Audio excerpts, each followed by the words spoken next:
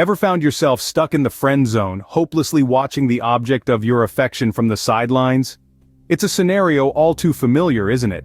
You're there for her, always available, always understanding, but somehow, you're just not boyfriend material. Welcome to the friend zone, folks. This is a place where potential romances go to wither, and it's more common than you might think. Some of us end up here out of fear of rejection, fear of ruining a good friendship. Maybe you're too nice, always putting her needs before your own, or perhaps you're not assertive enough, unable to communicate your feelings effectively. The emotional toll can be heavy, the longing, the frustration, the heartache. But here's the good news, the friend zone is not a life sentence. It's more of a detour, a temporary setback on the road to love. And just like any other roadblock, there are ways to navigate your way out. So stick around as we explore these escape routes together. So how did you find yourself in the friend zone anyway?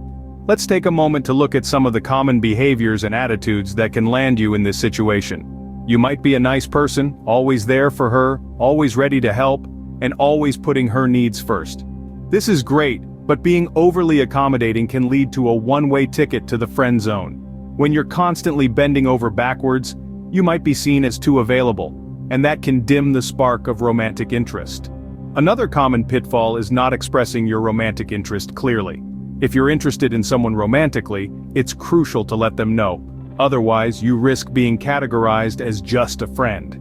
It's easy to fall into the trap of being too subtle, hoping they'll catch on, but clear communication is key. Also, you might be treating the girl you're interested in too much like one of your buddies. If your interactions mirror those with your friends, she might not see you as a potential romantic partner. It's important to strike a balance between being friendly and maintaining a certain level of romantic tension. These actions can send mixed signals, leading the other person to view the relationship as strictly platonic. It's like you're inadvertently painting a picture of a great friend, but not necessarily a great boyfriend.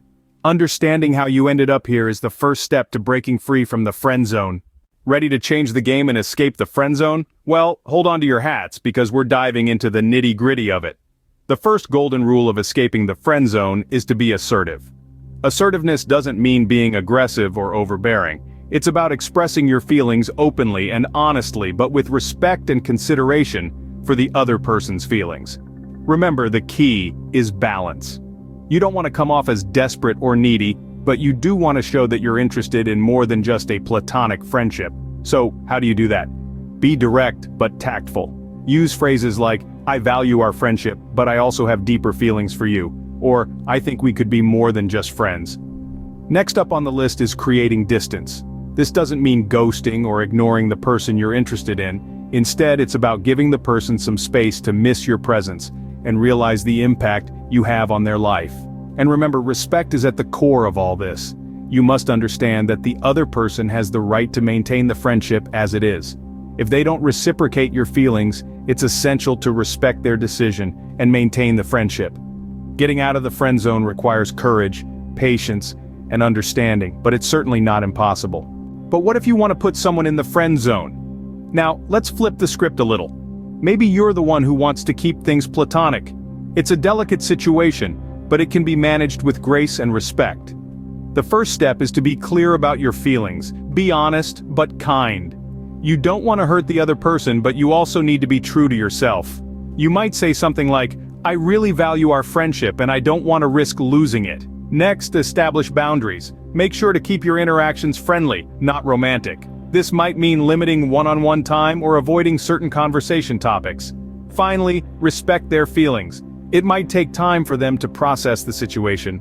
Be patient and understanding, but also firm in your decision. Remember, communication is key in any relationship, even if it's just a friendship.